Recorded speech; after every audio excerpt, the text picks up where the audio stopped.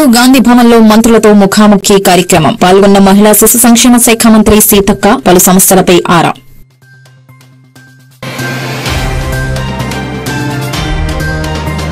ఢిల్లీలోని మంత్రి రాజ్నాథ్ నివాసంలో మర్యాదపూర్వకంగా కలిసిన లోకేష్. పిల్లో మునిగిన ఏపీకి కేంద్రం అన్ని విధాలా సహకరిస్తూ ఆక్సిజన్ అందిస్తోందని వ్యాఖ్య.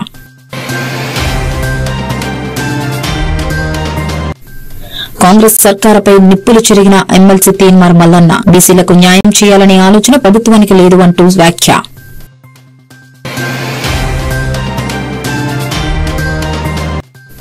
జనసేన అధినేత పవన్ కళ్యాణ్పై మాజీ మంత్రి అంబటి రాంబాబు సంచలన వ్యాఖ్యలు. బాబు అక్రమాలను ప్రశ్నించాలని పిరికి వ్యక్తి పవన్ అంటూ వ్యాఖ్య.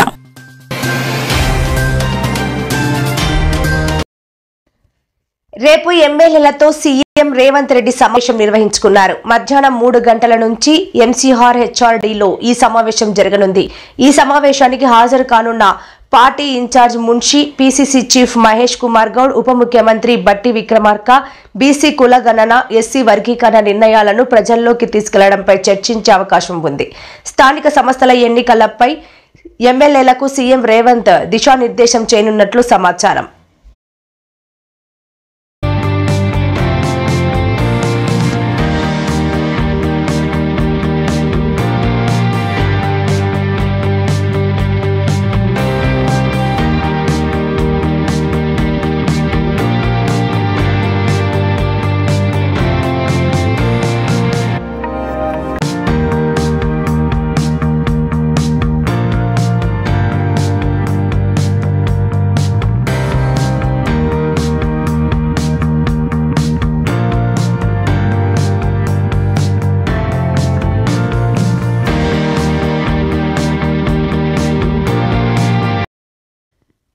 ప్రత్యక్ష దైవమై కాలనేలుతున్న సూర్య భగవానుడి జయంతి ఉత్సవం శ్రీ వరాహ లక్ష్మీ నరసింహస్వామి వారి దేవాలయంలో మంగళవారం అత్యంత వైభవంగా జరిగింది. మాఘశుద్ధ సప్తమి పర్వదినాన వరాహ నరసింహుడు శ్రీమన్నారాయుడి అలంకారంలో భక్తకోటికి తన దివ్య దర్శన భాగ్యాన్ని కల్పించారు. తెల్లవారుజామునే ఆలయంలో సాంప్రదాయ ఆరాధనాధికాలను అర్చకులు పూర్తి చేశారు. దేవరులతో కలిసి ఉత్సవమూర్తులు గోవిందరాజు స్వామి వారిని ఆలయం ఈశాన్యం మూలలో ఉన్న రాతి రథంపై అధిష్టింపచేశారు. విశ్వక్సేన ఆరాధన, పుణ్యహచనం, పంచక జరిపించారు. నాదస్వర వాయిద్యాలు, వేద పండితులు మంత్రోచ్చనాల నడుమ పంచామృత సేకం నిర్వహించారు. భక్తి కోటి గోవింద నామస్వరుల నడుమ ధూప దీప సేవలు కన్నుల పండుగ జరిగాయి. అనంతరం ఉత్సవమూర్తులకు విశేష అలంకరణ చేసి రాతి రథం పైన అర్చిత నిత్య కళ్యాణం జరిపించారు. భక్తులు పెద్ద సంఖ్యలో హాజరై తీర్థ ప్రసాదాలు స్వీకరించారు.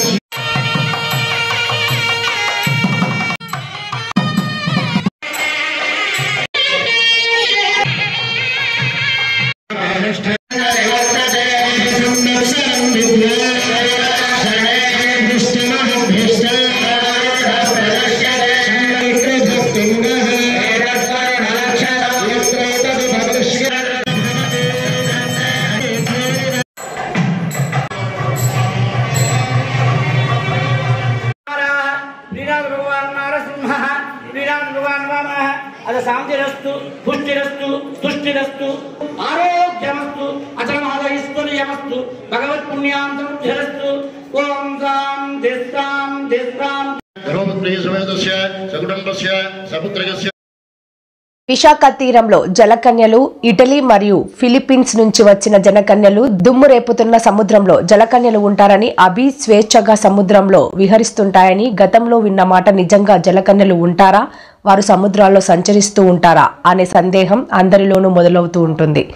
జలకన్యలు ఉంటారని, వారు మనుషులను పోలే ఉంటారనేది కేవలం ఒక అపోహ మాత్రమే. చిన్నారులను అలరించడానికి ఆకట్టుకోవడానికి చెప్పే ఓ చిన్న కథ లాంటిది.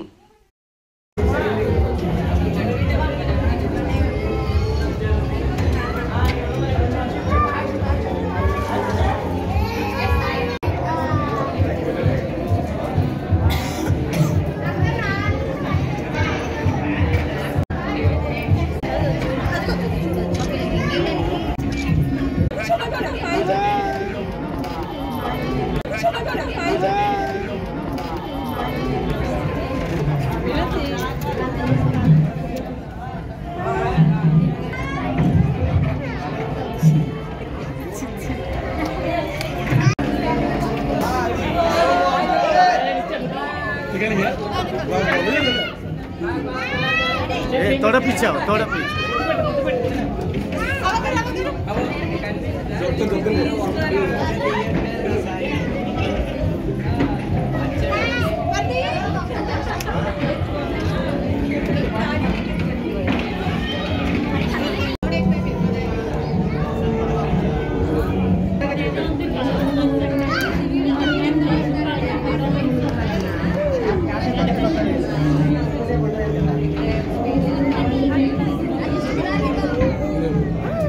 దగ్గర పెట్టి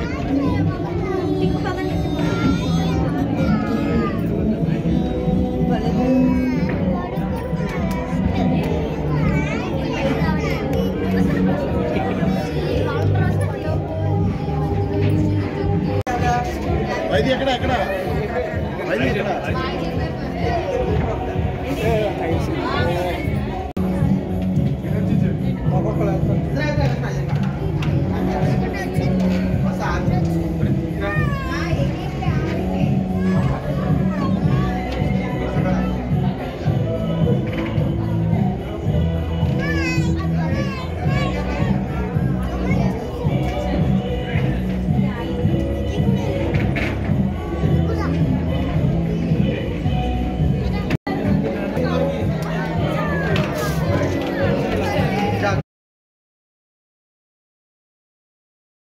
కేంద్రంలో ప్రవేశపెట్టిన బడ్జెట్ కార్మిక రైతాంగ ప్రజా వ్యతిరేక బడ్జెట్ అని, దీన్ని యావత్ ప్రజానీకం కార్యవర్గం వ్యతిరేకించాలని అఖిలపక్ష కార్మిక సంఘాల నాయకులు పేర్కొన్నారు.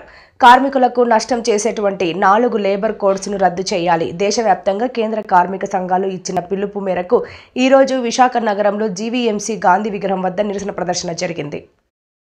ఈ సందర్భంగా అఖిలపక్ష కేంద్ర కార్మిక సంఘాలైన సిఐటియు, ఏఐటియుసి, ఐఎన్టీయూసీ, సిఎఫ్టియుఐ, ఏపీఎఫ్టియు తదితర సంఘాల నాయకులు ఆర్కేఎస్వి కుమార్, జిఎస్జే అచ్యుతరావు, బి నాగభూషణం, ఎన్ కనకారావు దేవాలు మాట్లాడుతూ మోడీ ప్రభుత్వం అధికారంలోకి వచ్చిన దగ్గర నుండి ప్రభుత్వ రంగ సంస్థలను అమ్మకానికి పెట్టిందన్నారు. నేషనల్ మానిటైజేషన్ పైప్ లైన్ పేరుతో ప్రభుత్వ ఆస్తులను కార్పొరేట్ కంపెనీలకు దారాదత్తం చేస్తుందన్నారు. మొన్న పార్లమెంటులో ప్రవేశపెట్టిన కేంద్ర బడ్జెట్ పూర్తిగా కార్పొరేట్ అనుకూల బడ్జెట్ అని, ఈ బడ్జెట్ లో కార్మికులకు, రైతులకు, వ్యవసాయ కార్మికులకు, దళితులు, గిరిజనులు, మైనార్టీలకు సంబంధించిన ఏ విధమైన నిధులు కేటాయించలేదన్నారు. విద్యా వైద్య రంగాలను పూర్తిగా విస్మరించారన్నారు. ఈ బడ్జెట్ ప్రజానీకం తీవ్రంగా వ్యతిరేకించాలని కోరారు. మోడీ ప్రభుత్వం 29 కార్మిక చట్టాలను 4 లేబర్ కోడ్స్ గా మార్చి కార్మికులను యాజమాన్యాలకు బానిసలుగా చేస్తుందన్నారు. ఈ లేబర్ కోడ్స్ అమలు జరిగితే కార్మికులు సమ్మె చేసే హక్కును సంఘం పెట్టుకుని హక్కును యజమానితో బేరసారాలాడే హక్కును కోల్పోతారన్నారు. ఈ లేబర్ కోడ్స్ వల్ల కార్మికులు తీవ్రంగా నష్టపోతారు. కావున తక్షణమే 4 లేబర్ కోడ్స్ ను విరమించుకోవాలని కోరారు. జిల్లా ఎన్టీసీ జనరల్ సెక్రటరీని. ఈ రోజు దేశవ్యాప్తంగా నిరసన కార్యక్రమం జరుగుతూ ఉంది. దానికి ముఖ్య కారణం అధికారంలో ఉన్న బీజేపీ ప్రభుత్వం 15 సంవత్సరాల క్రితం కాంగ్రెస్ గవర్నమెంట్ ఉండేటప్పుడు వాళ్ళ ఏజెండా ఏంటంటే ఎటువంటి పరిస్థితుల్లోనూ ఇన్కమ్ ట్యాక్స్ 5 లక్షలు ఉండాలి, 5 లక్షల వరకు కూడా ఇన్కమ్ ట్యాక్స్ ఒక్క రూపాయి కూడా ఉండకూడదని చెప్పి మా ఏజెండా అని బీజేపీ ప్రభుత్వం గత 15 సంవత్సరాల క్రితం వాళ్ళందరూ కూడా డిమాండ్ గా జరుగుతూ ఉంది. కానీ అధికారంలోకి వచ్చి 11 సంవత్సరాలు అయినప్పటికీ కూడా ఈ కనీసం 15 సంవత్సరాల క్రితం వాళ్ళు చేసిన డిమాండ్ నే వాళ్ళు అమలు జరగకపోవడం అనేది ఒక దురదృష్టకర విషయం. ఈ రోజు అంతేకాకుండా భారతదేశంలో మోడీ ప్రభుత్వం వచ్చిన తర్వాత ఒక్క ప్రభుత్వ రంగ సంస్థను కూడా నియమించకుండా, కార్మికుల్ని ఒక ఉద్యోగం కూడా ఇవ్వకుండా భారతదేశంలో నిరుద్యోగ సంఖ్య పెంచడానికి బీజేపీ కారణం. కాబట్టి అంతేకాకుండా బడ్జెట్ లో కూడా ప్రజలకు కానీ, అసంఘటిత కార్మికులకు కానీ, రైల్వే కార్మికులకు కానీ ఎవరికి కూడా లాభదాయకమైన బడ్జెట్ లా కాకుండా కార్పొరేట్ సంస్థలకు అనుకూలంగా ఈ బడ్జెట్ ఉంది. కాబట్టి ఈ బడ్జెట్ ని వ్యతిరేకిస్తున్నాం. అలా నరేంద్ర మోడీ గారు 11 సంవత్సరాలు అవుతున్న అధికారంలోకి వచ్చి ఆయన ఎన్నికల ముందు 2014 ఎన్నికల ముందు ఈ దేశంలో యువతకి సంవత్సరానికి 1 కోటి ఉద్యోగాలు కల్పిస్తానని చెప్పాడు. 1 కోటి ఉద్యోగాలు ఇవ్వడం కాదు కదా, ఈ 11 సంవత్సరాల్లో కొన్ని కోట్ల మందిని నిరుద్యోగులు చేశాడు. ప్రభుత్వ రంగ సంస్థలు అంబానీకి అమ్ముతున్నాడు. ప్రైవేట్ రంగాన్ని కూడా సర్వనాశనం చేసి కార్పొరేట్ శక్తులకు ఎడంగం చేస్తున్నాడు. రాజ్యాంగాన్ని ఉల్లంఘిస్తున్నాడు.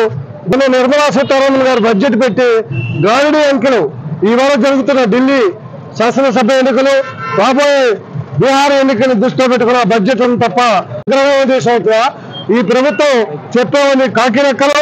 ఈ బడ్జెట్ కేంద్ర ప్రభుత్వం ప్రకటించిన బడ్జెట్. జగన్ పాలనతో రాష్ట్రం 20 ఏళ్లు వెనక్కి వెళ్లిందని ఏపీ మంత్రి నిమ్మల రామానాయుడు విమర్శించారు. అపఖ్యాతిలో అంతర్జాతీయ స్థాయికి ఎదిగిన ఆయన్ను చూసి పారిశ్రామికవేత్తలు భయపడుతున్నారన్నారు. తూర్పుగోదావరి జిల్లా నిడదవోలులో ఎమ్మెల్సీ ఎన్నికలపై కూటమి నేతలతో మంత్రులు నిమ్మల, కందుల దుర్గేష్ సమావేశం జరిగింది. అనంతరం నిర్వహించిన మీడియా సమావేశంలో నిమ్మల మాట్లాడారు. ఉమ్మడి ఉభయ గోదావరి జిల్లాల గ్రాడ్యుయేట్ ఎమ్మెల్సీ అభ్యర్థి పేరాబత్తుల రాజశేఖర్ గెలుపునకు కూటమి నేతలు సమిష్టిగా కృషి చేయాలన్నారు. ఆ రోజు ధాన్యం బకాయిలు 1650 కోట్ల రూపాయలు ఆ రోజు జగన్ బకాయి పెడితే మళ్ళీ 6-7 నెలల్లోనే ఆయన బకాయి పెట్టినటువంటి 1650 కోట్ల రూపాయలు ధాన్యం బకాయిలు మళ్ళీ అందించడం కానీ, అదేవిధంగా గుంతలు లేనటువంటి ఆంధ్రప్రదేశ్ రాష్ట్రం చూడాలనేటువంటి ఉద్దేశంతో పెద్ద ఎత్తున ఏదైతే ఆ రోడ్లకి మరామతులు చేస్తూ గుంతలు లేనటువంటి రాష్ట్రంగా ఏదైతే ఆర్ఎండ్బి కానీ బీఆర్ కానీ పనిచేస్తున్నటువంటి పరిస్థితి కానీ, అంటే ఇట్లా అభివృద్ధి ఒక పక్కన చేస్తూనే మరొక పక్క మరి 3,000 రూపాయల పెన్షన్ 4,000 రూపాయలు, 6,000 రూపాయలు, 15,000 రూపాయలకి పెంచి ఇంటి దగ్గర ఇవ్వడం కానీ, 16,000 పోస్టుల డిఎస్సిని మనం నోటిఫికేషన్ ఇచ్చి మరి ఏంటంటే ఈ ఎన్నికల సందర్భంగా తెలియజేసుకుంటూ, అదేవిధంగా ఈసారి జగన్ 2.0ని చూడబోతున్నారు. ఈ 2.0 వేరుగా ఉంటుంది అంటూ వైఎస్ఆర్సీపీ అధ్యక్షుడు మాజీ సీఎం వైఎస్ జగన్మోహన్ రెడ్డి కీలక వ్యాఖ్యలు చేశారు. కార్యకర్తల కోసం జగన్ ఎలా పనిచేస్తాడో చూపిస్తా. తొలి విడతలో ప్రజల కోసం తాపత్రయం పడ్డాను. వారికి మంచి చేసే విషయంలో కార్యకర్తలకు ఎక్కువ ప్రాధాన్యత ఇవ్వలేకపోయాను.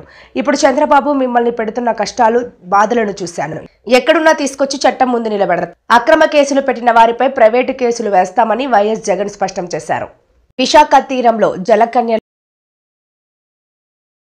వెళ్ళినా కూడా తెలుగుదేశం పార్టీ నాయకులకు కానీ, కార్యకర్తలకు కానీ ప్రజలకు సమాధానం చెప్పుకోలేని పరిస్థితుల్లో వాళ్ళు ఉన్నారు. ఎన్నికలప్పుడు ఏదైతే మాట చెప్పాడో ఆ రోజేమో మేము చెయ్యకపోతే మా కాలర్ పట్టుకోండి అని అన్నాడు. మరి ఈరోజు ప్రజలు కాలర్ పట్టుకుంటారేమో అని చెప్పి భయపడి రెడ్ బుక్ రాజ్యాంగం నడుపుతూ ఉన్నారు. ఈరోజు ఏమంటా ఉన్నాడు, ఎన్నికలు అయిపోయిన 9 నెలల తర్వాత ఈరోజు ఏమంటా ఉన్నారు, సంపద సృష్టించడం ఎట్టనో నా చెవులో చెప్తే నేను తెలుసుకుంటాను అంటున్నాను. సంపద సృష్టించడం ఎట్టనో నా చెవులో చెప్తే నేను తెలుసుకుంటాను అంటున్నాను. తర్వాత ఈరోజు ఏమంటా ఉన్నారు, సంపద సృష్టించడం ఎట్టనో నా చెవులో చెప్తే నేను తెలుసుకుంటాను అంటున్నాను. వాస్తవాలు. ఇదే మాటలు ఎన్నికలకు ముందు నేను చెప్పా. చంద్రబాబు నాయుడు నమ్మడం అంటే చంద్రముఖిని నిద్ర లేపడమే అని. చంద్రబాబు నాయుడు నమ్మడం అంటే చంద్రముఖిని నిద్ర లేపడమే అని. ఇదే మాటలు ఎన్నికలకు ముందు నేను చెప్పా. కలిసికట్టుగా ఉండటం వల్లే విశాఖ స్టీల్ను కాపాడుకోగలిగాం. రాష్ట్ర ప్రయోజనాల విషయంలో ఇక ముందు కూడా ఇదే పంథా కొనసాగిద్దామని రాష్ట్ర విద్య, ఐటీ, ఎలక్ట్రానిక్స్ శాఖల మంత్రి నారా లోకేష్ అన్నారు. ఢిల్లీలో కేంద్ర మంత్రులు శ్రీనివాస శర్మ, రామ్మోహన్ నాయుడు, పెమ్మసాని చంద్రశేఖర్, టీడీపీ ఎంపీలు, బీజేపీ నేతలు మంత్రి లోకేష్ ను మర్యాద పూర్వకంగా కలుసుకున్నారు. ఈ సందర్భంగా లోకేష్ మాట్లాడుతూ రాష్ట్రంలో కూటమి ప్రభుత్వం అధికారంలోకి వచ్చిన 7 నెలల్లోనే సమష్టి కృషితో Visakha railway zone, Amaravati, Polavaram steel plant కు నిధులు తెచ్చుకోగలిగామని చెప్పారు. రాష్ట్ర అభివృద్ధికి కేంద్ర మంత్రులు, ఎంపీలు చేస్తున్న కృషిని లోకేష్ అభినందించారు. అతి తక్కువ కాలంలో విశాఖ స్టీల్ తో సహా అనేక సమస్యల పరిష్కారం కావడం తనకు ఎంతో సంతోషాన్ని ఇచ్చిందని లోకేష్ అన్నారు.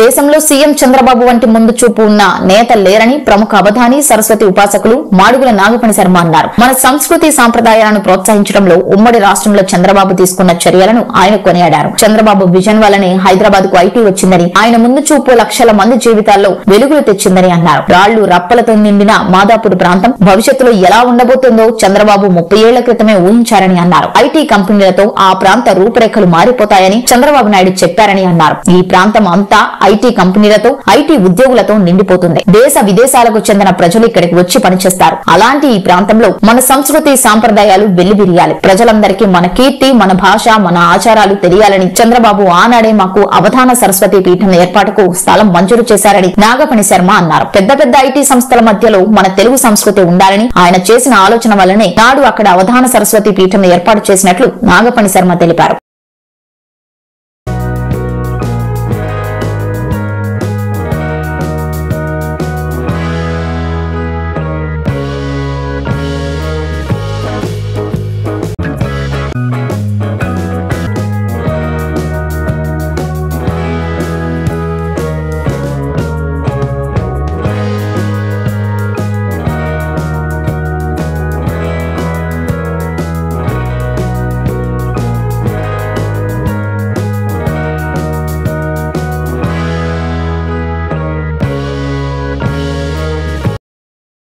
వ్యక్తిగత సిబ్బందికి టీపీసీసీ చీఫ్ మహేష్ కుమార్ గౌడ్ సన్మానం చేశారు. వ్యక్తిగత సిబ్బందిని పిఎస్ఓ సాల్వతో సన్మానించి అభినందించారు టీపీసీసీ అధ్యక్షుడు మహేష్ కుమార్ గౌడ్. గాంధీ భవన్ లో సంబరాల్లో పాల్గొన్నారు. కాంగ్రెస్ శ్రేణుల నుంచి 8 సెల్ ఫోన్స్ కొట్టేసిన దొంగను ఫోటోగ్రాఫర్ హరీష్ సలహాతో చాకచక్యంగా పట్టుకున్నారు గన్మెన్ దేవరాజ్.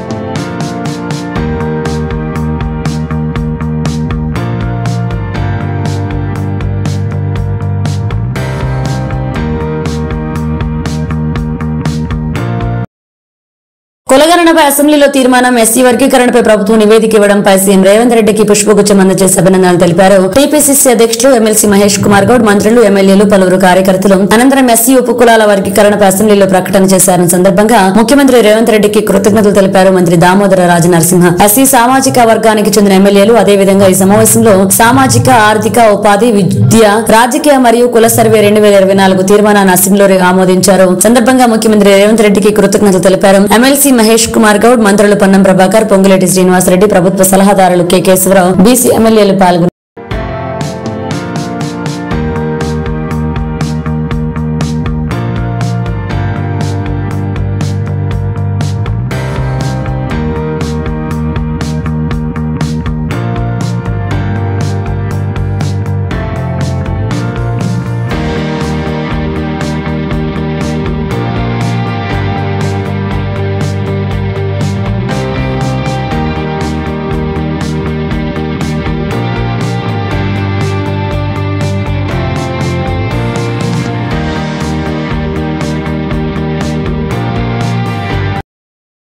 ప్రజా సమస్యలు పరిష్కరించడమే ప్రభుత్వ లక్ష్యమని పంచాయతీరాజ్ స్త్రీ శిశు సంక్షేమ శాఖ మంత్రి సీతక్క అన్నారు. గాంధీ భవన్ లో మంత్రులతో ముఖాముఖి కార్యక్రమంలో బుధవారం సీతక్క పాల్గొన్నారు. ఈ సందర్భంగా తమ సమస్యలు విన్నవించుకునేందుకు గాంధీ భవన్ కు వచ్చిన కార్యకర్తలు ప్రజల నుంచి వినతులు స్వీకరించారు. ఈ కార్యక్రమానికి తమ సమస్యలను మంత్రి దృష్టికి తీసుకొచ్చేందుకు పెద్ద ఎత్తున గాంధీ భవన్ కు తరలివచ్చారు. మంత్రి సీతక్క వారు చెప్పిన సమస్యలు వినడంతో పాటు కొన్ని సమస్యలకు ఫోన్ ద్వారానే తక్షణ పరిష్కారం చూపించారు. ఈ కార్యక్రమంపై ట్విట్టర్ వేదికగా స్పందించిన ఆమె పలు ఆసక్తికర వ్యాఖ్యలు చేశారు. ఈ సందర్భంగా ముఖాముఖి ప్రజా సంకల్పం అంటూ హైదరాబాద్ గాంధీ భవన్ లో పార్టీ శ్రేణులు ప్రజల నుంచి వినతులు స్వీకరించడంతో పాటు వారి సమస్యలను ప్రత్యక్షంగా విని సంబంధిత శాఖ అధికారులతో ఫోన్ లో మాట్లాడి క్షణమే ఆదేశాలు జారీ చేయడం జరిగిందని తెలిపారు. అలాగే ప్రజల సమస్యలు పరిష్కరించడమే ప్రజాప్రభుత్వ లక్ష్యమని నినదించారు.